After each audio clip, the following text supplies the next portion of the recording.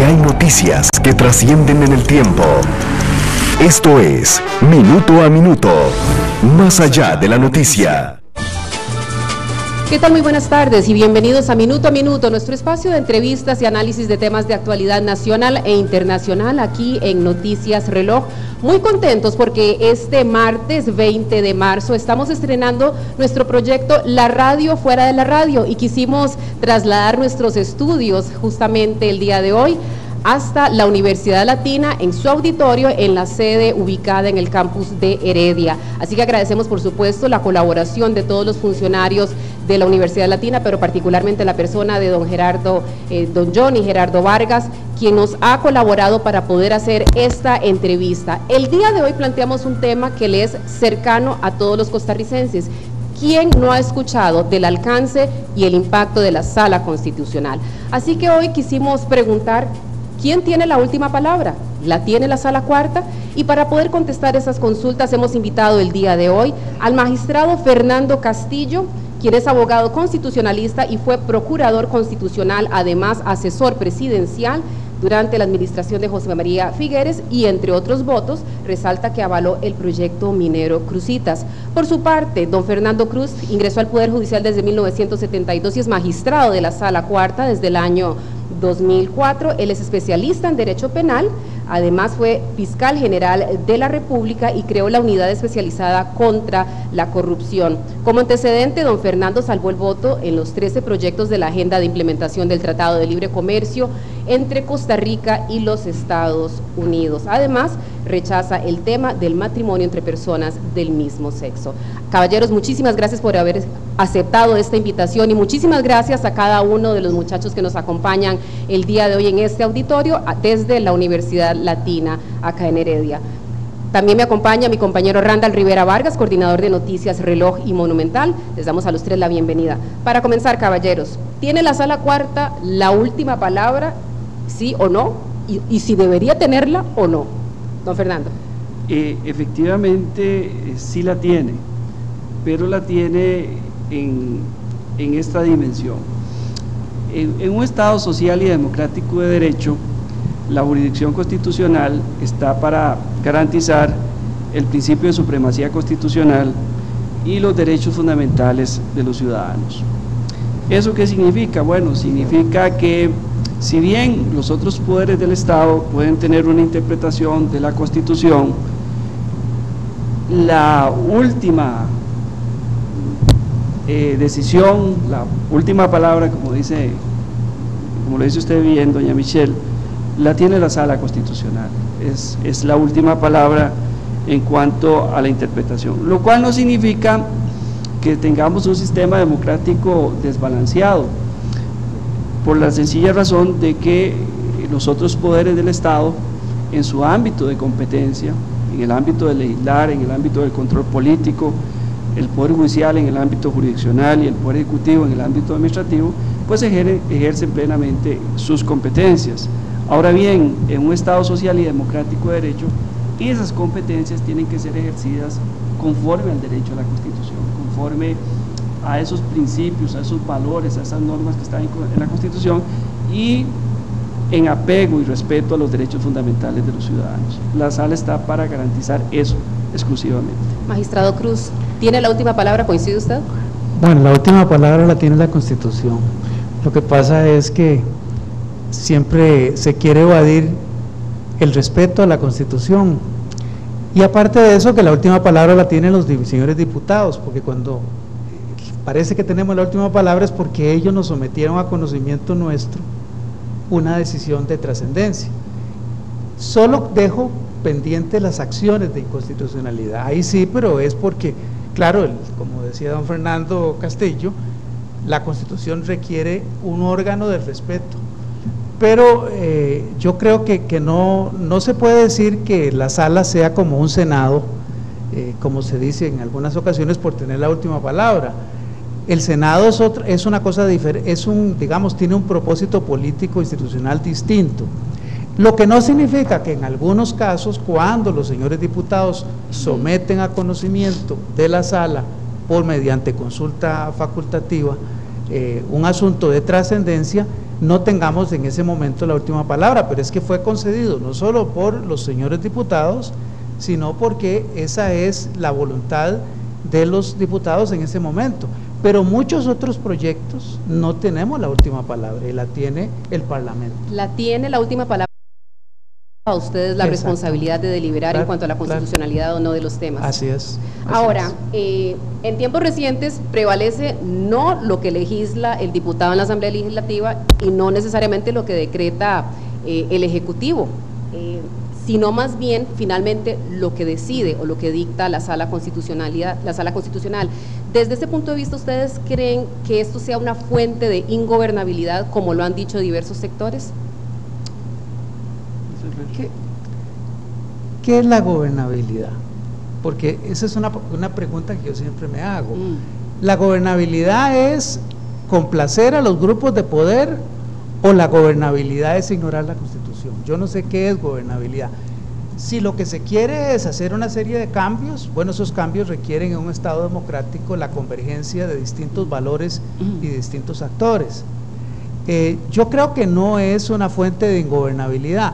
Lo que pasa es que nosotros tenemos una crisis política que se refleja en problemas ideológicos en los partidos, porque por ejemplo yo me pregunto cuál es la ideología de los partidos ahora, yo no sé cuál es exactamente, porque hay razones de carácter internacional para que la gobernabilidad haya cambiado muchísimo.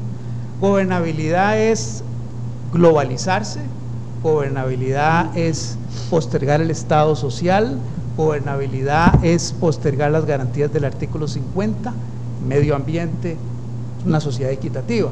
Le doy dos ejemplos. Gobernabilidad es una sociedad más equitativa. El Estado de la Nación tiene 10 años de estar diciendo que cada vez somos una sociedad más inequitativa.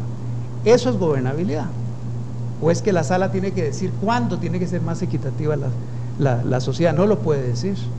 Pero vean que ese foco, yo podría decir, este país es menos gobernable porque cada vez es más inequitativo. ¿Quiere decir entonces que la Sala Cuarta se está convirtiendo en un corrector de estilos de desarrollo? No, porque no lo puede hacer, porque solo lo hace cuando hay una instancia que lo puede hacer o alguien se lo plantea. Porque, gracias a Dios, la Sala es un contralor, pero no es un actor, no tiene una actividad para poder corregir eso. Pero por supuesto, por ejemplo, vea, el sistema, el Estado social en el 50 resiste cualquier modelo económico.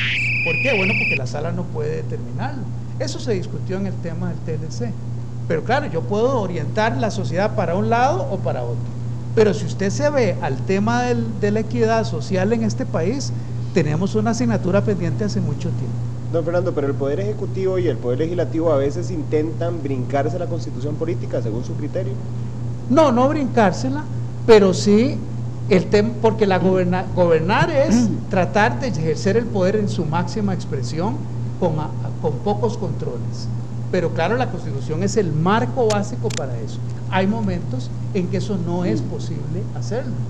Pero bueno, el tema de discusión es, por ejemplo, en el tema del TLC, una de las razones por las que yo salvé el voto es porque yo estimé que había algunas cláusulas que eran contrarias al Estado social.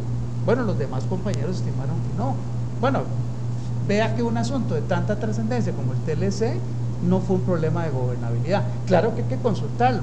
Puede ser que a mí me parezca que consultar, que valorar y que discutir sea algo ingobernable, pero bueno, tal vez son las que mejores gobiernan. Magistrado Castillo. Bueno, hay un tema que es, desde mi punto de vista, clave, y es que el Tribunal Constitucional está para preservar lo que llamaba Gustavo Sagravesky el pacto fundamental, ¿sí? Ese acuerdo esencial de convivencia que hace posible la vida en sociedad, que hace posible la actividad política, que hace posible la actividad económica. ¿Qué es lo que ocurre muchas veces? Bueno, que las acciones del Legislativo y el Ejecutivo se apartan de ese pacto fundamental, y es ahí donde entra el Tribunal Constitucional. En cuanto a la pregunta que hacía doña Michelle, a mí me parece que hay que ponerle al concepto gobernabilidad democrática. ¿Por qué? Bueno, porque no solamente se trata de un problema de eficiencia, en la toma de decisiones, de eficiencia y eficacia, sino también de que esas decisiones se tomen con arreglo a los principios básicos del sistema democrático. Desde mi punto de vista, y ya hablo muy en lo personal y ya siempre como miembro del tribunal, pero no comprometiendo la opinión del tribunal, yo lo que creo, y esto lo voy a decir ahora en una conferencia la próxima semana, es que en primer lugar nosotros tenemos la jurisdicción constitucional más accesible del mundo. No hay tribunal constitucional en el mundo que sea tan accesible como la Sala Constitucional. ¿Abusamos de esa jurisdicción constitucional? Muy probablemente. Y entonces, ¿qué es lo que ocurre? Que a diferencia de lo que ocurre en Europa, en los Estados Unidos, el ciudadano común, los políticos no tienen acceso tan expedito, tan fácil a la Sala Constitucional. Ese es un gran problema. Entonces, claro, ¿qué es lo que pasa? Que todos los grandes temas de este país, incluso los temas no relevantes, desembocan en el Tribunal Constitucional. O sea, es lo que se ha llamado aquí la cultura del salacordazo. Es decir, a mí presento un recurso de amparo a la Sala Constitucional, lo cual no es exclusivo de Costa Rica. En Colombia le llaman, vamos a presentar un tutelazo, ya la acción de tutela es lo que se llama el sinónimo de nuestro recurso de amparo. El otro gran problema, y esto quiero decirlo con el mayor respeto y con el mayor cuidado, es que a mí me parece que en la clase política hay un doble discurso, y les voy a decir por qué. Se critica mucho que la Sala tiene mucho poder, se critica mucho que la Sala se excede, pero ¿saben quiénes son los usuarios más frecuentes de la Sala Constitucional? Los partidos políticos. La clase política. Es más, yo digo en mi conferencia a propósito del tema que se va a tratar la próxima semana sobre la doctrina política, la cuestión política de la Corte Suprema de los Estados Unidos, que un elemento del arsenal de los partidos políticos son precisamente los instrumentos que da la jurisdicción constitucional, y eso está en la contabilidad de los partidos políticos. Entonces, ¿qué es lo que pasa? Que cada vez que yo pierdo una batalla en el Parlamento o una batalla en el Poder Ejecutivo, entonces voy y residencio una cuestión de naturaleza política, le doy un ropaje jurídico para efectos de que la Sala me dé la victoria política que no gané en la arena política con base en las reglas del sistema democrático. Eso me lleva a la próxima consulta. ¿Se ha instrumentalizado, se ha utilizado a la Sala Constitucional, a la jurisdicción constitucional, como una herramienta política para dilación de proyectos y toma de decisiones, para poder paralizar acciones? Ha sido instrumentalizada desde ese punto de vista la Sala Constitucional? No digo los juristas que están allí, pero nuevamente, más que buscar la pureza de un proyecto de ley, una decisión acorde con la Constitución, lo que se busca de alguna manera u otra es esa victoria política de lo que usted habla, don Fernando. Sí, decía José Martí que en política lo real es lo que no se ve. Entonces, ¿qué es lo que pasa? Que muchas veces en una batalla política yo visto una estrategia ante el Tribunal Constitucional de ropaje jurídico, pero lo que busco no tanto es garantizar el principio de supremacía constitucional. Lo que busco no tanto es que a una persona, a un grupo de personas o a un segmento de la población se les garantice, se les proteja sus derechos fundamentales. No, lo que yo estoy buscando como actor político es ganar en el Tribunal Constitucional lo que perdí en los escenarios políticos. Y a mí me parece que si hay una instrumentalización, y yo voy a utilizar una expresión un tanto fuerte, creo que hay una perversión del accionar político, porque el tribunal no fue diseñado para eso. El tribunal no fue diseñado para resolver las controversias políticas. En vista de eso, ¿por qué entonces el tribunal no rechaza cuando siente o cuando percibe que se está instrumentalizando para efectos políticos la consulta? ¿Por qué entonces no se rechazan algunos de los recursos, tal vez, magistrado Cruz? Yo no estoy muy convencido de que nos instrumentalicen, es que está previsto en la ley. A mí me parece que es parte digamos, del arsenal de instrumentos políticos que hay. Lo que pasa es que recuerden que las consultas duran un mes, así es que no es que se paraliza, Pero sí es cierto que hay una fuente para impedir que algo se apruebe, que es todo el procedimiento legislativo, pero ya ahí ha habido voces que señalan que hay que hacer un cambio, una reforma en el reglamento legislativo, en las normas que regulan el procedimiento, porque eso fue pensado para una situación bipartidista y no multipartidista. Pero eso no tiene nada que ver, me parece que no tiene que ver la sala, porque también cuando decimos que hay vicios de fondo, no es vinculante, puede ser que la Asamblea no lo acate. Señor Castillo, si ustedes perciben que se está instrumentalizando para fines políticos la sala, ¿por qué no rechazar algunos de esos? El problema de nuestra ley es que es una ley que tiene una legitimación muy amplia. Es decir, nosotros tenemos el tribunal más accesible del mundo. Yo hice un estudio de los tribunales en América y en Europa, y no hay tribunal en el mundo que tenga tanta posibilidad de llegar. Para citar un caso de España. En España, por recursos de amparo, solo llegan, de los recursos de amparo, el 50%, que digamos, el 4% son los que se admiten, y de ese 4%, solo un 2% termina con una sentencia estimatoria. En Alemania solo un 2%.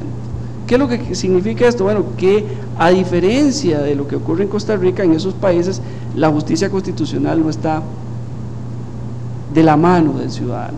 Nosotros tenemos una justicia muy accesible. Los actores políticos, por ejemplo, el tema de la consulta que decía don Fernando, en Alemania en 1956 existía la consulta de constitucionalidad, el control previo de constitucionalidad. Bueno, al Bundestag no le pareció una decisión del Tribunal Federal Constitucional alemán, y que hicieron los alemanes, la suprimieron. En España, entre 1978 y 1982, el Partido Socialista Obrero Español, el PSOE, la utilizó en 5 ocasiones. En 5 ocasiones el tribunal no resolvió a tiempo. ¿Y qué hizo el Partido Socialista Obrero Español? Cuando llegó al poder, eliminó la consulta. Ahora solo existe para los tratados internacionales, de acuerdo con el artículo 95 de la Constitución Española. Entonces, ¿qué es lo que pasa? Que nosotros tenemos el tribunal más accesible y el segundo tribunal en el mundo que dicta más sentencias. ¿Saben cuál es el primer tribunal que dicta más sentencias en el mundo? La Corte Europea de Derechos Humanos, 35.000 sentencias, pero estamos hablando de una corte que comprende a 47 países con más de 1.000 millones de habitantes. La Sala Constitucional de Costa Rica, un país de 4 millones, dicta 20.000 sentencias al año. Hay una disfunción en el sistema, y esa disfunción genera que el tribunal, digámoslo de esta forma, esté metiendo a veces las narices donde no debería estarlas metiendo. Yo quería adelantar una pregunta precisamente para que calce con el tema. Este año la Sala Cuarta votó 16.250 casos, es la segunda vez en forma enlazada específicamente que se reduce la cantidad de recursos que ve la Sala, pero se disparó la cantidad de acciones de inconstitucionalidad al número mayor en una década. 314 resolvieron ustedes en 2011. Ayer le preguntábamos a varios especialistas y Fabián Bolio, por ejemplo, nos decía que la acción, no la consulta, sino la acción de inconstitucionalidad se había tomado por parte de partidos políticos para traerse abajo proyectos del Poder Ejecutivo. Entonces, ¿se ha desvirtuado el propósito de la acción de inconstitucionalidad? Y sobre todo, ¿por qué perciben ustedes que se dispara? Porque los recursos de amparo cayeron, pero las acciones se dispararon. A mí me parece que tal vez se dispararon por las acciones de la ley de tránsito, pero es una intuición nada más. ¿O saldrán mal las leyes, don Fernando, de la Asamblea Legislativa? Bueno, digamos, no salen mal, pero hay una necesidad política de resolver problemas y se resuelven violando la Constitución, y ese es el criterio de la Sala, porque también los jueces tienen una ideología que se aplica a la hora de resolver. Pero ¿lo atribuye usted esta explosión de acciones, de consulta más bien, a leyes defectuosas, a una producción que finalmente podría ser deficiente que sale de la Asamblea Legislativa?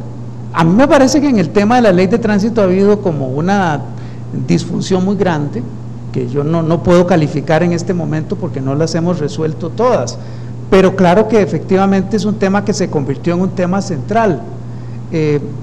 Fíjese cómo en la ley de tránsito es un tema central y hay otros problemas más graves que se postergan por diversas razones, pero hay otros problemas del país, como el tema del agua, por ejemplo, que es un tema central, pero que está postergado por una ley de tránsito que se convirtió en un tema importante. Yo no digo que no lo sea, pero uno ve ahí también el reflejo de lo que es, desde el punto de vista político, el escenario de lo que es trascendente y lo que no es, ¿verdad?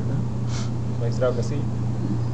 Yo sí creo que en las últimas, por lo menos la última década, estamos viviendo un problema muy severo que se llama el tema de la calidad de la ley. La calidad de la ley es un tema muy relevante porque está de por medio un valor fundamental como es el tema de la seguridad jurídica. La Corte Suprema de Canadá ha establecido un derecho al buen derecho, es decir, el derecho que tienen los ciudadanos a que las leyes que salen del Parlamento no solamente estén técnicamente bien redactadas, sino que también sean leyes que sean comprensibles y que logren el objetivo, es decir, la ley se dicta para resolver un problema o para regular una situación social. Yo sí, y por lo menos en mi experiencia parlamentaria, que estuve 14 años en la Asamblea, sí he visto que se ha desmejorado mucho la calidad de la ley, lo cual genera, lógicamente, entonces, acciones de inconstitucionalidad por aduciendo violación del principio de razonabilidad, proporcionalidad y otros principios importantes. ¿Y no será que los diputados, a veces prefieren aprobar leyes que ellos saben que van con errores de constitucionalidad con el fin de quedarle bien a un sector de la población? Hablo de ley de tránsito, era prácticamente perceptible que había multas que eran excesivas, aún así se aprobó, se quedó bien con la gente, pero la Sala Cuarta anuló un montón de artículos. Sí, a mí me parece que una garantía fundamental de toda la ciudadanía costarricense, porque por lo que establece el artículo 129 de la Constitución, que establece una presunción de nadie puede ignorar la ley y las leyes tienen que ser claras, pero no solamente claras, sino técnicamente bien redactadas, pero además de eso, el otro objetivo es resolver los problemas. Por ejemplo… Pero usted cree, don Fernando, perdón, para no desviarme de la pregunta, que los diputados caen en eso, en aprobar leyes que ellos saben que llevan errores para quedar bien. Mire, yo creo que, yo le voy a responder con una frase de Winston Churchill, ¿verdad? Decía Winston Churchill que la diferencia entre un político es que el político está pensando en las próximas elecciones y el estadista está pensando en las próximas generaciones, ¿verdad? Por mi experiencia, eventualmente a veces hay una gran tentación de complacer un electorado que se quiere alcanzar desde el punto de vista de grupo meta como un objetivo político, pero me parece que eso tiene una perversión terrible, ¿verdad? Porque al final de cuentas somos todos los costarricenses quienes precisamente vamos a tener que pagar los errores de una legislación. Es decir, a mí me parece que nosotros tenemos que volver a un concepto muy importante, que es el concepto de la calidad de la ley. Y la ley tiene que salir técnicamente muy bien, tiene que salir, lograr el objetivo, pero además otra cosa muy importante, lo que decía don Fernando, y es una ley que esté en sintonía con el derecho de la Constitución. Don Fernando, ¿a usted le parece que se aprovechan de eso? No, me parece que, digamos, yo creo que es parte de lo que es la política, y además es cierto que los diputados reciben mucha presión de una opinión pública que está sensible a determinados temas y resulta muy difícil para una persona que es parlamentario retraerse a esa presión. Lo mismo podemos decir sobre el tema de seguridad ciudadana, por ejemplo. Pero ¿verdad? Servicios técnicos, ahí hay una instancia en la Asamblea Legislativa que le advierte, pero a veces, y lo digo también con todo respeto, parece que está pintada porque no, en el caso de la ley de tránsito advirtió muchas veces que estaba con errores de constitucionalidad. Y los diputados se van muchas veces por el efecto, finalmente, y no por la constitucionalidad o no de una norma. Pero eso yo lo entiendo, porque la verdad que cuando las personas votan, no votan en una visión racional, sino que hay una gran irracionalidad, y el que está en política se maneja con ese problema, o con ese, no con ese problema, con esa realidad. La Sala Cuarta entonces le trae racionalidad nuevamente a la formación de Por ley. supuesto, porque la función nuestra en principio es tratar de llevar siempre los temas de proporcionalidad, razonabilidad y contenido de valores de la Constitución, ¿verdad? Bien, estamos en Minuto a Minuto aquí a través de Radio Reloj, son las 12:29. Estamos en compañía de los magistrados del Tribunal Constitucional, don Fernando Castillo, y el magistrado don Fernando Cruz. Vamos a hacer una breve pausa comercial y ya regresamos con esta entrevista. Cuando la noticia va más allá, Minuto a Minuto. Ya regresamos con Minuto a Minuto.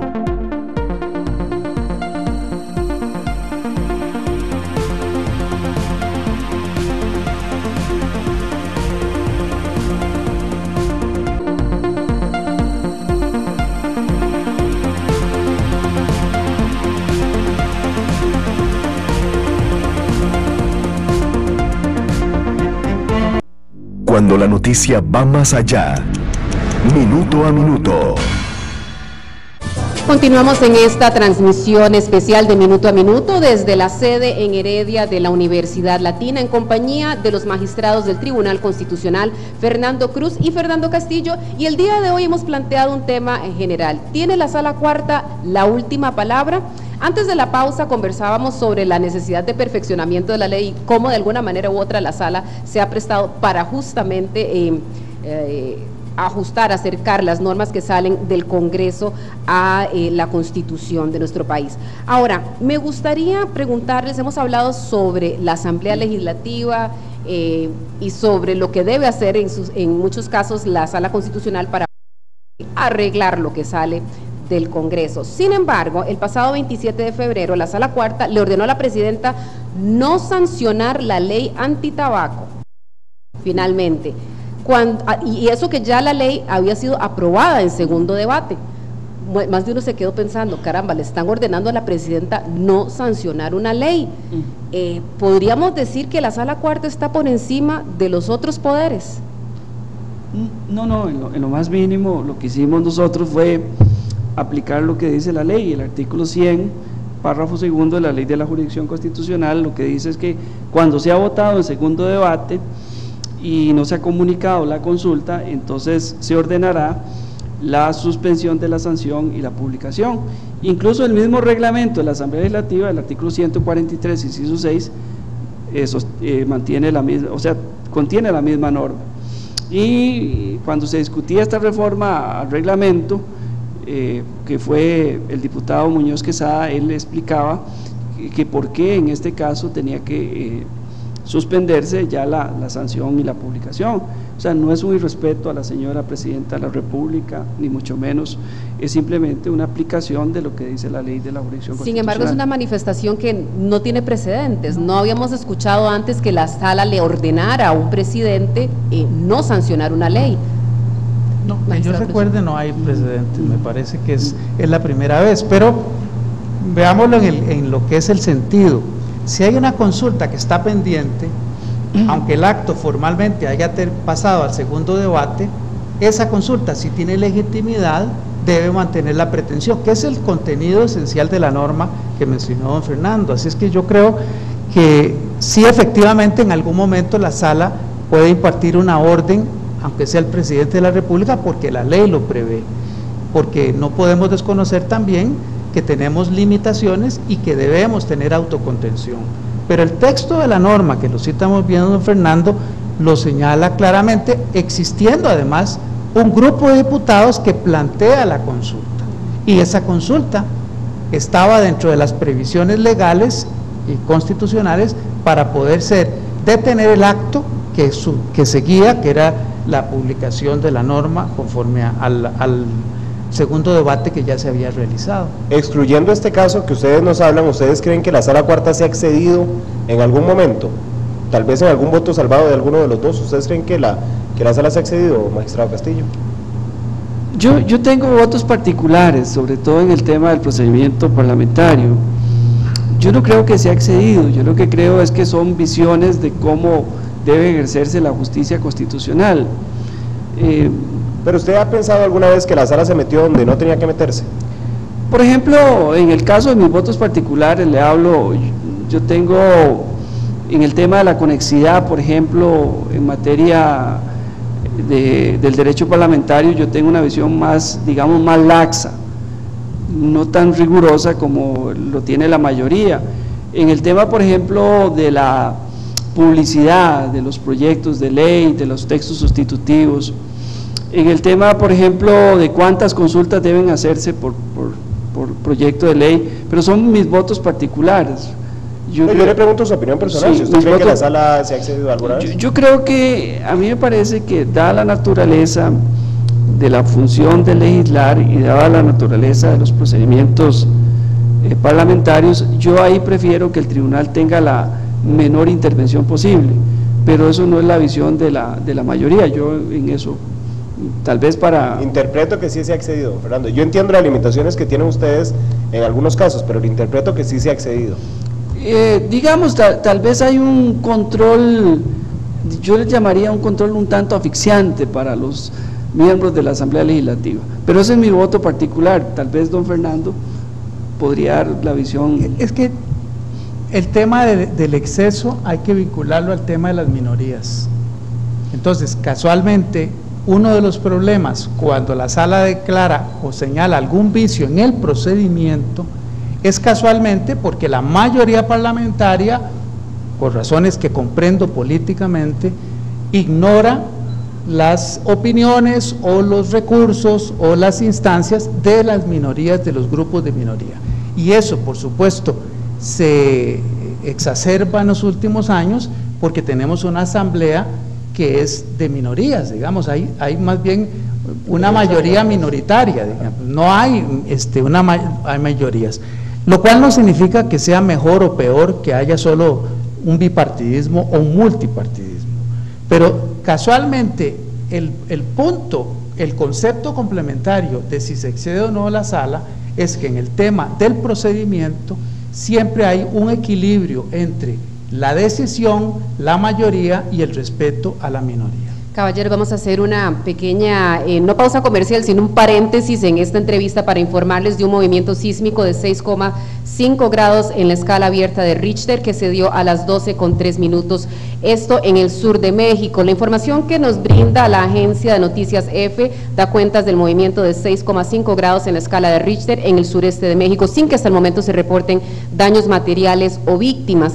El epicentro se registró 20 kilómetros al sureste de Ometepec, esto en el sureño estado de Guerrero, y por supuesto que le vamos a estar actualizando a ustedes esta información, primero y mejor segundo a segundo, a través de nuestras redes sociales en Noticias Reloj.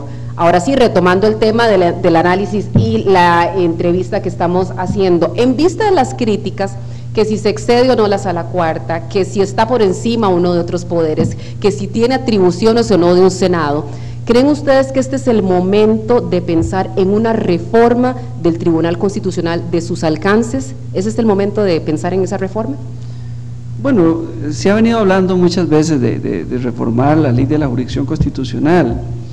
Sin embargo, yo creo que aquí hay que tener ciertos nortes, ciertos objetivos claros, como una vez lo decía don Fernando en la Comisión de Asuntos Jurídicos. O sea, ¿qué es lo que queremos reformar? ¿Hacia dónde queremos ir? Yo creo que hay temas que no son negociables desde la óptica del Estado social y democrático de derecho. Un tema no negociable es el tema de que exista un verdadero recurso para garantizar los derechos fundamentales, ya no por lo que dice la Constitución, sino por lo que dice el artículo 25 de la Convención Americana de Derechos Humanos, que obliga al Estado de Costa Rica a tener, y a todos los estados que han suscrito la convención, un recurso, dice, fácil y célere, célere y de fácil acceso. Y bueno, a veces a los costarricenses también se nos olvida que hay 100 metros de Espún al sur de Los Yoses, hay un edificio que se llama la Corte de Derechos Humanos, ¿verdad? Y que somos la sede de la Corte de Derechos Humanos y que debemos predicar con el ejemplo, y en ese sentido hay que tener claro, Creo que tiene que ser una reforma muy bien pensada, tiene que ser no puede ser al calor de las circunstancias, no puede ser al calor de un voto de la Sala Constitucional, porque eso lo que va a traer, desde mi punto de vista, sería un desmejoramiento en cuanto al acceso de los ciudadanos a un recurso que es crucial para la protección. No es el proyecto que presentó Fishman el mejor. Bueno, el proyecto ese evolucionó, ¿verdad? Originalmente era un proyecto bastante, si se quiere, digamos, agresivo en contra de la jurisdicción constitucional, pero la última versión ya era una versión más balanceada, como todos los proyectos, ¿verdad? A veces en Costa Rica nos hacemos olas, ¿verdad? Uno presenta un proyecto, ¿verdad? Es una idea, ¿verdad? Y esa idea la somete a la crítica, y lógicamente la crítica hace que las cosas mejoren, o eventualmente que ese proyecto diga no tiene viabilidad. Muchas veces yo en corte digo, me equivoco, perdóneme, y le doy la razón a un compañero. Eso se da. Creo que la última versión yo la sentía más balanceada. Magistrado Cruz. Yo creo que bueno, la verdad que nunca es un momento adecuado para reformar la sala. Yo creo que de lo que ha habido históricamente nunca he encontrado, si uno lo ve en retrospectiva, al final de cuentas los diversos actores políticos, después de que se propone la reforma, digamos, se empantana para poderla sacar adelante. Bueno, le doy un ejemplo. Hace como 10 años se propuso la idea de crear tribunales de amparo y distintas instancias. Podrían ser 4 tribunales en San José o distribuidos en el país. Bueno, pero el proyecto se empantanó, entre otras razones, porque algunos diputados pensaron que además esos jueces de amparo debían ser designados por la Asamblea, lo cual llevaba a que tuvieran que designar 12 jueces más en la Asamblea. No tenía sentido que eso se hiciera así. Entonces vean, un ejemplo como una cosa tan sencilla como es crear instancias de amparo, no se pudo hacer porque al diputado habría que entonces cambiar la Constitución para poder introducir de que esos jueces que son de amparo debían ser designados por el Parlamento. Entonces, vea como ese es un caso. Por ejemplo, se dice mucho, hay que eliminar la consulta facultativa, que es cuando un grupo de diputados pueden hacer la consulta. Yo creo que no establece tanta distorsión, pero cuando eso se hace, los diputados que son minoría y que no son gobierno, se oponen, porque dicen, este es un instrumento que tengo yo para poder llevar a la sala algo que se discutió en el Parlamento y que respetó mi opinión. Entonces, qué difícil es poder hacerlo, pero sí es necesario hacer un cambio. Yo creo que el más evidente es poder lograr crear instancias de amparo, tribunales de amparo ordinarios, para que le den eficacia verdadera al tema que señaló don Fernando. Y le pongo un ejemplo, otro ejemplo. En tema laboral, a mí me parece que hay una disfunción, hay una gran debilidad en el tema laboral para un recurso de amparo que permita proteger garantías sindicales, derechos laborales, una instancia muy rápida. En este momento, temas sindicales le corresponde al Ministerio de Trabajo, y a mí me parece que una instancia administrativa políticamente comprometida no es la mejor instancia para tutelar derechos sindicales que están en la Constitución, porque cuando ha habido fallos que ha provocado alguna irritación, como el asunto de Sintrahab, bueno, yo le decía a alguna gente que me lo decía, bueno, entonces quiten la garantía del sindicalismo, la garantía sindical en la Constitución y se acabó el problema. Entonces, mejor no, porque la Constitución tiene una gran cantidad de cosas muy lindas, pero cuando es en serio, nosotros los de la sala podemos ser invitados muy malvenidos. Incómodos. E incómodos. Porque claro, es muy lindo, usted lee el 50, es una belleza el artículo 50, el 50 es casi como poesía. El Estado procurará el mayor bienestar a todos los habitantes del país, organizando y estimulando la producción y el más adecuado reparto de la riqueza. A propósito de esto, ¿son piedra en el zapato para quiénes en la sala cuarta? Bueno, para los que quieren gobernar conforme a un proyecto determinado, que a veces el proyecto no lo conocemos, ¿verdad? Señores, también me gustaría hacerles la consulta. Hace algún tiempo se discutía del mecanismo de elección de los magistrados y particularmente los magistrados suplentes, y tengo entendido que ya se publicó recientemente ayer el reglamento para la la elección de los magistrados suplentes. Nuevamente entrando al tema de qué tanta influencia puedan tener partidos políticos o no, o grupos de presión o no, dentro de la sala constitucional. Uno de los temas que llamó poderosamente la atención es que se suprimió de la entrevista el preguntar a la persona su afinidad política. ¿Por qué suprimir eso? ¿No es eso un ejercicio de transparencia? ¿No debería ser algo que los ciudadanos conozcamos? Porque finalmente eso puede incidir en la interpretación y la lectura que cada una de esas personas haga de la constitucionalidad. Sobre todo con los cuestionamientos de los magistrados suplentes de los últimos 3 años. Sí, ahí don Fernando votó de una forma y yo voté de otra forma. No, genial, así tenemos las dos posiciones el contraste. en la mesa. Sí, nos pasa mucho, ¿verdad? Pero somos muy buenos amigos y yo lo estimo en la diversidad mucho. está el gusto. Sí, nosotros votamos, digamos los que votamos por suprimir eso, fue por una razón muy básica, y es que esa pregunta no se le puede hacer a los jueces que quieren ser magistrados suplentes, porque los jueces por la ley orgánica tienen prohibido estar cuál es su filiación política. Y entonces, ¿qué era lo que iba a pasar? Bueno, que habían los abogados litigantes decir, bueno, yo soy del partido Una Costa Rica Mejor para Todos, ¿verdad? Y los jueces dirían, no, yo no puedo expresar eso y no puedo porque eso implica incluso hasta perder el cargo. Entonces nos parecía que iba a haber una asimetría en el tratamiento de unos y otros. Esa fue por lo menos la razón que nos llevó a suprimir eso. Pero don Fernando tiene otra visión del tema. No, yo estuve en acuerdo para que se hiciera la pregunta. Bueno, el juez dirá no puedo contestarla porque tengo un impedimento legal, y los que están en el litigio son personas que están en la vida cívica diaria, y yo no creo que ese dato sea un dato que sea como inconfesable. Yo creo que debe decir si ha tenido militancia. Puede ser que no la haya tenido, bueno, no la he tenido, o he tenido esta militancia. Yo creo que era una pregunta pertinente, especialmente por lo que usted señala también de los problemas que ha habido en los últimos 3 años con magistrados suplentes por diversas razones. Pero finalmente yo creo que hay un doble discurso en esto. Yo no creo que en el Parlamento no se pregunten a qué partido pertenece al que van a elegir, o por lo menos se la planteen. No siempre se elige a alguien que haya tenido militancia política. En mi caso, yo nunca la tuve, la militancia política, en ningún partido, porque yo estoy en el Poder Judicial desde el año 72, pero siempre se pregunta, y si uno habla con diputados de las legislaturas pasadas, pues eso le dicen a uno, mire, ese es un tema que sí, por supuesto, se preguntan y se plantean, ¿no? Y no es más fácil no escoger litigantes de suplentes y solo jueces, y se evitarían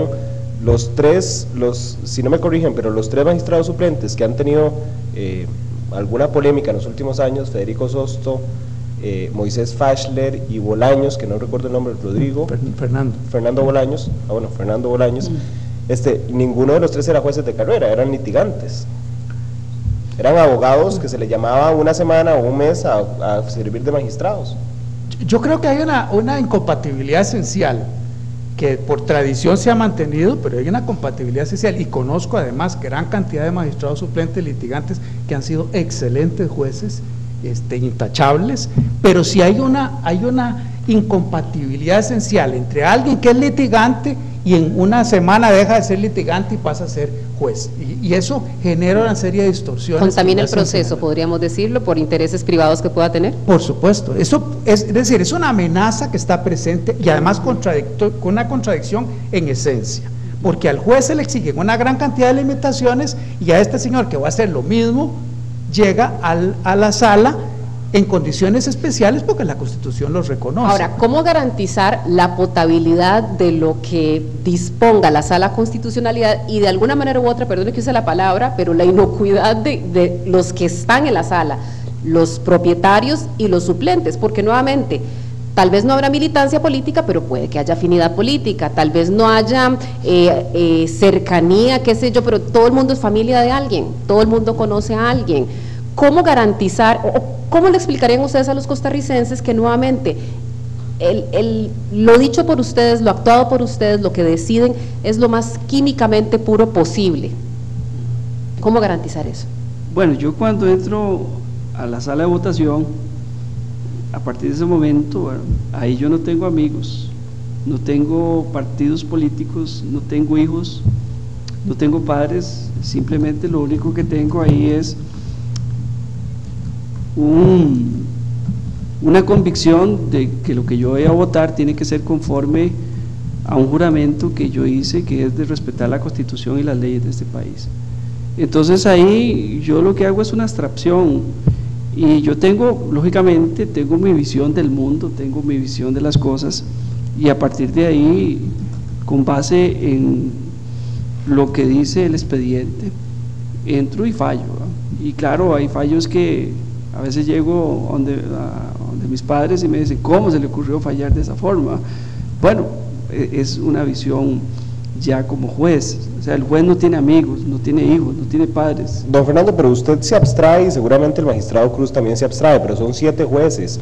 ¿Quién le garantiza a la gente que está fuera de la sala que los 7 se abstraen y que no ustedes 2 se abstraen y quedaron 5-2 y ganó la parte que no se abstrae? No, yo creo, y bueno, don Fernando tiene más años, está en la sala. Ahí cuando nosotros entramos al tribunal, a veces hay, digamos, el tribunal tiene una dinámica muy particular. Hay un tema, estábamos tal vez don Fernando y yo en una misma tesis, ¿verdad? Y bueno, ahí estamos apoyándonos, ¿verdad?, en los argumentos, pero cambiamos de un tema y ya estamos, él en una tesis totalmente opuesta y yo en otra, ¿va? Y entonces aquel compañero que estaba con la tesis en contra de nosotros dos es mi aliado en contra de la tesis, pero es una alianza muy noble en el sentido de que es dar argumentos jurídicos, dar argumentos precisamente para que aquello que se considera lo más ajustado al derecho, a la justicia, se imponga. ¿Y por qué no la hacen pública la discusión, por lo menos en temas de acciones de inconstitucionalidad? Yo creo que sería muy complicado, ¿verdad? Muy complicado, no sé. ¿No sería más transparente? Me parece a mí que hay momentos o hay órganos, es como hacer me parece a mí una sesión del Consejo de Gobierno pública. Pero finalmente es un tema de interpretación de la ley. ¿Qué de malo habría en que los costarricenses conozcan cuál es la posición de cada uno de los magistrados a la hora de interpretar la ley? Claro, pero las conocen al momento de los votos particulares de la sentencia. Claro. Pero no sé. Claro. No, es que la naturaleza misma de la discusión judicial no permite que sea público, porque después hay que ponerlo por escrito en la fundamentación, porque pues la dinámica requiere que haya cambios de opinión y en ese momento esa forma de resolver debe ser, digamos, hasta que ya se llegue a un consenso de cómo se va a votar, y por eso es exigencia que esté fundamentada por escrito. Me gustaría en este momento pues hacer eco de algunas de las opiniones que hemos tenido a lo largo de estos casi 45 minutos de conversación con los magistrados Fernando Cruz y Fernando Castillo, de lo dicho hasta este momento en redes sociales. Leonardo Brenes dice: las instituciones toman vida a través de los actores políticos, ante la falta de liderazgo se hace difuso saber quién manda. Espadilla R dice: ¿tiene Costa Rica la cultura del sala cuartazo? Definitivamente. Marvinis dice: entonces la sala cuarta es el MacGyver del pueblo para llegar a solucionar los problemas de los costarricenses. Imán Junior dice: la sala cuarta en política y la doña en la casa. ¿Quién manda a quién? Ay, por Dios. Bueno, esas son algunas de las opiniones. Por otro lado teníamos, vamos a ver acá, Marcela, periodista: claro que se ha venido dando una instrumentalización de la sala cuarta por grupos políticos que se amparan en ella para conseguirlo todo, y por supuesto que tenemos varias réplicas de lo dicho por ustedes hasta este momento. Sakura Ay dice: obviamente hay que hacer las cosas con buena letra o no se hace nada, lo que pasa es que aquí todo se hace a medias y creo que es necesaria una reforma completa en todo el país, así que la sala no debería estar exenta de eso, también agrega Sakurai. Esos son algunos de los comentarios hasta este momento vía la red social Twitter y a través de la red social Facebook. Adriana Vargas dice: absolutamente, no hay duda que tienen más poder que la presidencia, se refiere a la sala cuarta, y no precisamente gobiernan por el bienestar del pueblo, más bien tienden a beneficiar a los retrógrados de este país. De hecho, yo tenía dos preguntas, les quería pedir una receta porque ustedes votan 16,000 casos al año. Eso significa que si votaran los 365 días del año son 43 votos por día. ¿A qué hora duermen? Sí, y sobre todo para pasarle la receta a la Asamblea Legislativa, ¿cómo hacen para votar 42 casos al año analizando cada uno en sus argumentos? ¿O qué papel tienen los 58 letrados que tiene la Sala Constitucional en la redacción de esos votos? Maestro Cruz. A ver, lo que pasa es que hay una cantidad muy grande de esos 16,000 que son rechazos de plano, es decir, que no, entonces por lo menos es un 50% por decir algo. Solo un 20% se declara con lugar en la sala. Por eso. Entonces, pero además hay otra gran cantidad de asuntos que se aplica precedentes porque el amparo es diferente a lo que es una instancia judicial ordinaria, que requiere un tema de discusión de hechos. Aquí no hay una discusión esencial de hechos. Entonces, si el criterio es el mismo, eso significa que se pueden resolver porque el criterio ya fijado, ese es el que se aplica. Entonces, por esa razón es que no es que los 43 se discuten todos, porque ya son temas que ya están discutidos y se resuelve conforme precedentes. Incluso algunas acciones se resuelven conforme precedentes, porque esa es una naturaleza distinta a la experiencia que yo tuve en lo penal. En lo penal, la fijación de los hechos es lo que hace que, por ejemplo, un debate sea muy largo y que solo sea un solo asunto. Pero en tema constitucional hay temas que claro que sí requieren una gran discusión y una gran individualización. Por eso es que sí se puede resolver así. Lo que ocurre es que por eso la sala propuso que en amparo se pudiera dividir en dos salas de 3 para poder, digamos, poder ser más racionales en esto, pero ni eso se ha podido aprobar. Pero con la mano en el corazón, ¿ustedes redactan la sentencia, la redactan los letrados y ustedes firman? No, las sentencias… Le pregunto porque si es que usted llega a su oficina, don Fernando, y su letrado le dicen, aquí está listo el proyecto, usted la revisa, evidentemente tiene que estar de acuerdo, sí, claro, y la firma. ¿Eso se hace así o ustedes la redactan? No, nosotros no podríamos redactar todas las… Materialmente sería imposible. Es decir, si yo dijera eso sería un charlatán. Lo que pasa es que, digamos, hay temas recurrentes, como dice don Fernando. Entonces son temas, por ejemplo, rebajos desproporcionados, una cantidad enorme de recursos que vienen de personas del sector de educación. Bueno, en eso ya es la misma película con distintos actores, es decir, es el mismo argumento. Ahora, los temas trascendentes, los temas de fondo, ahí sí cada quien se sube las mangas y empieza a redactar en esos temas de fondo. Claro. En los temas recurrentes, pues no, ahí se elabora el proyecto, uno lo revisa, ve que esté con base en los precedentes y le da el ok. Y antes de darle la oportunidad también al público presente para que plantee sus preguntas, vamos a dar la oportunidad de 5 consultas a los magistrados de la Sala Cuarta.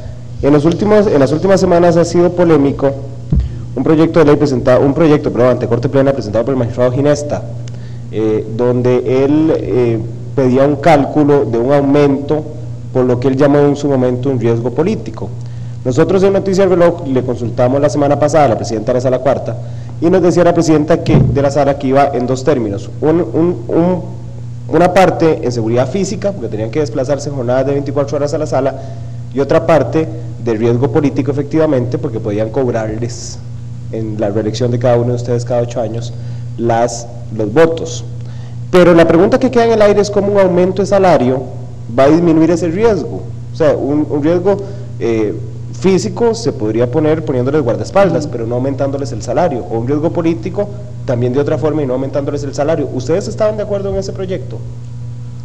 Bueno, en mi caso, eso fue, digamos, la iniciativa que él propuso en la sala, don Ernesto, y a mí me pareció que él, digamos, daba argumentos como para plantearlo a una instancia técnica y que dijera lo que le parecía. Yo no había escuchado los argumentos, digamos, antes de eso no me lo había planteado, me pareció una iniciativa interesante y él lo planteó entonces a personal dijo que no había sustento para eso y yo creo que ahí quedó el asunto. Es decir, yo no veo, pero no me pareció decirle a don Ernesto que no lo planteara porque era interesante lo que él estaba planteando. Pero ya después la instancia técnica correspondiente pues dijo que no tenía, digamos, no tenía sustento y no tenía legitimidad o viabilidad desde el punto de vista administrativo. Yo creo que ahí quedó el asunto.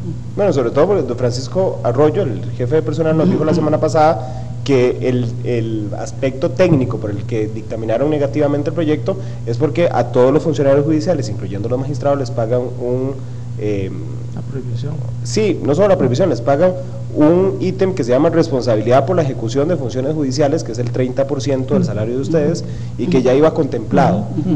Pero ¿usted estaba de acuerdo, Fernando? ¿Usted cree que se compensaba el riesgo con un aumento salarial? No, yo lo que creo es que esto es una idea que lanza el magistrado Ginesta y que la plantea en sala, la sala como una idea dice, bueno, y llévela a las instancias técnicas para que las instancias técnicas la revisen. Aquí yo creo que hay como un sobredimensionamiento del problema, porque uno se pone a pensar que si de todos los proyectos de ley que se presentan en la Asamblea, que reciben un dictamen unánime negativo, de mayoría negativo, si hiciera, digamos, tantas olas, ¿verdad?, me parece a mí que digamos, estaríamos llenos de información de muchos temas que se plantean. Bueno, magistrado, afortunadamente ese tema fue archivado y no prosperó. Sin embargo, ahora Randall tocaba de responsabilidad de ejecución de funciones judiciales. Responsabilidad de ejecución de funciones judiciales. Bueno, tal vez a mí me podrían dar la responsabilidad de ejecución de funciones periodísticas y tener un plus de 30%. O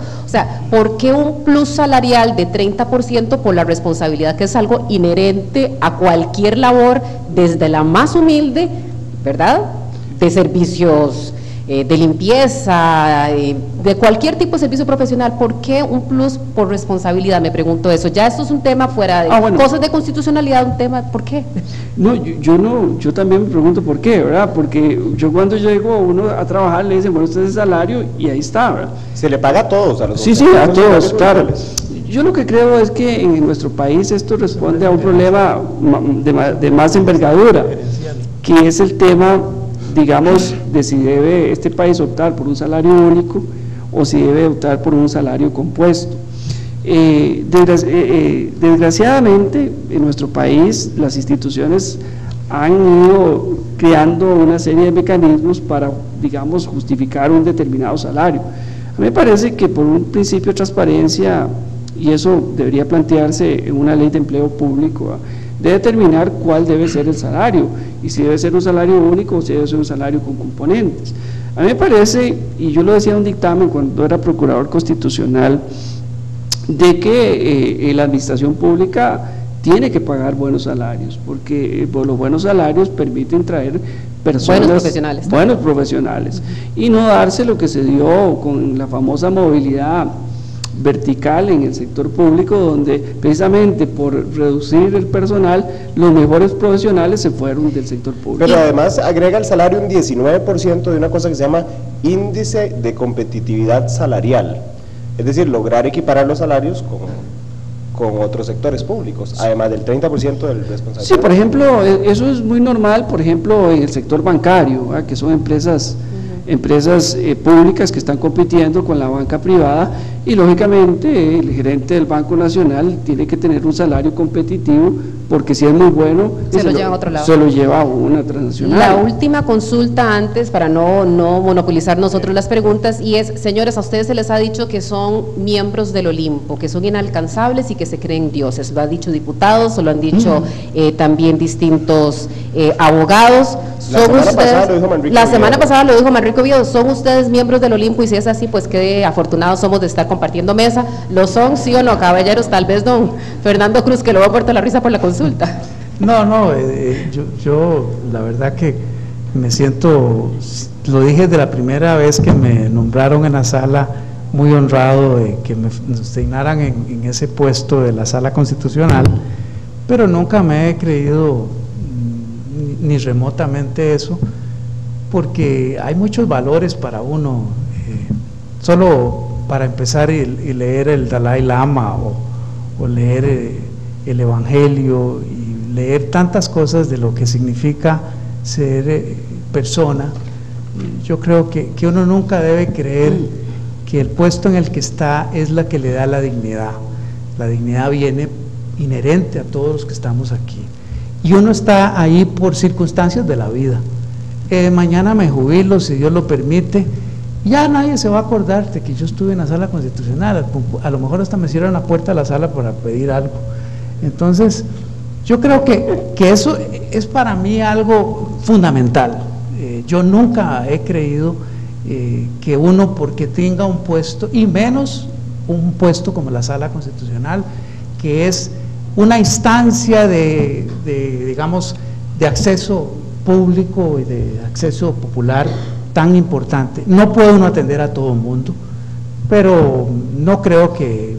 Pero usted puede seguir caminando por la calle, ir a almorzar a la sola de la esquina de la corte. No, sí, eso lo hago siempre, es más, voy a veces a San José, a menudo voy por San José y voy al mercado central a comerme uno de esos helados tan ricos que... Pero no se salvan de la poca exposición. Yo estoy seguro que usted pone la cara de los 7 magistrados de la sala cuarta y a doña Ana Virginia la reconocería alguno porque es la que sale más en prensa, pero a la mayoría de ustedes se salvan de no tener esa exposición pública. No, yo en lo particular yo ando por la calle y nadie me determina. Yo creo que aquí todos los que están aquí dirán, por primera vez lo veo en la vida, ¿verdad? Ahora lo conocen, don Fernando. Ahora sí, pero yo creo que a los 8 días ya se les olvida la imagen de uno, ¿verdad?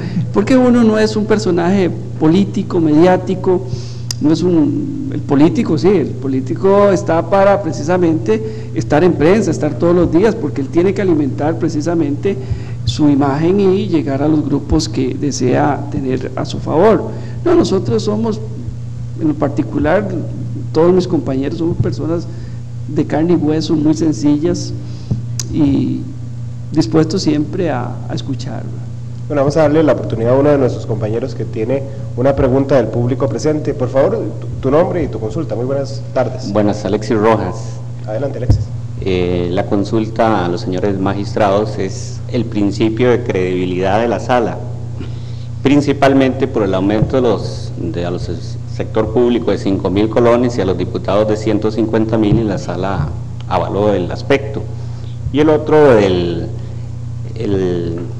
la ley de tránsito, que tanto ha costado cuajarla, en el aspecto de la proporcionalidad, es decir, ¿qué más proporción? La vida, la protección, y que se haya disminuido las multas y que no quedó claro ese principio. Entonces son las dos dudas y de la credibilidad de la sala constitucional en momentos que las mismas encuestas manifiestan esos elementos, ¿verdad? Muchas gracias. Gracias, Alexis. Don Fernando Castillo. Sí, bueno, en relación con la primera pregunta, el tema de la credibilidad de la sala constitucional, hay un aspecto que es importante, yo he venido insistiendo, por lo menos en privado, con algunos amigos y compañeros, y es el principio de lealtad a la institucionalidad democrática. Hay instituciones que para mí son cardinales, son nucleares para el sistema democrático, y lógicamente esas instituciones no se pueden, digamos, lesionar a tal magnitud que hagan del sistema democrático algo que permita hacer un desmontaje democrático de la democracia a través de personas que lleguen a destruir lo que tanto ha costado a la nación costarricense. Eso es un primer aspecto.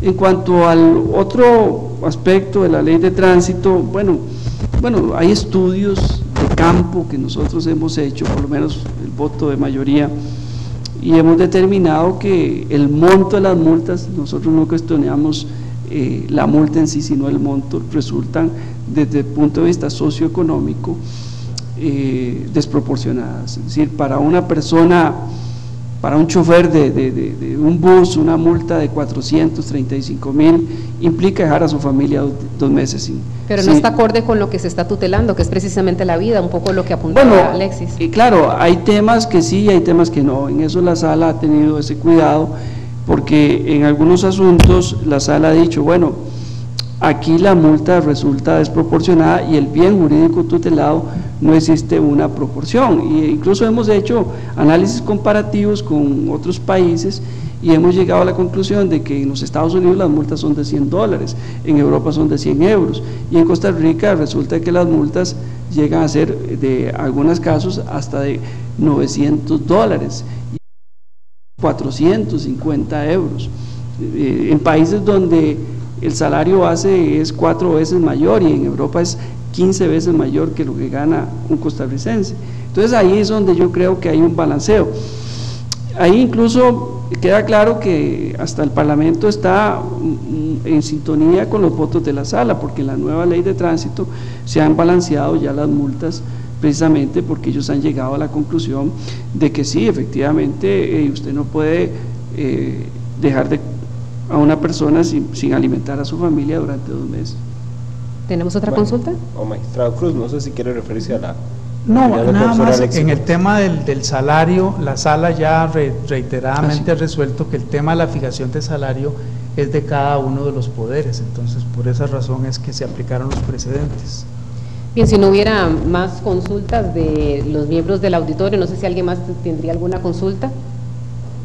Bueno, si no es así, pues entonces queremos agradecer inmensamente el tiempo que nos ha dispensado y por supuesto todas las respuestas que nos han dado durante esta hora y un poquito más a los magistrados Fernando Cruz y Fernando Castillo, ambos reconocidos juristas, miembros de la Sala Constitucional. Agradecerle también a todos los estudiantes que nos han acompañado y profesores también de acá de la Universidad Latina con sede en Heredia, y quienes llegaron tarde a esta entrevista tendrán oportunidad de escucharla en cuestión de minutos, donde la vamos a colgar en nuestra página web www.radioreloj.co.cr. Además, esta entrevista la estaremos retransmitiendo a través de Canal 2 de Central de Radios. Muchísimas gracias a cada uno de ustedes por haber estado con nosotros esta tarde en Minuto a Minuto. El día de mañana tendremos a Carlos Ricardo Benavides, ministro de la Presidencia, con mucho más. Y hoy a las 10 de la noche. Hoy a las 10 de la noche. Entrevista por Canal 2 de CDR. Así es. Muchísimas gracias y que tengan una muy feliz tarde. Buenas tardes.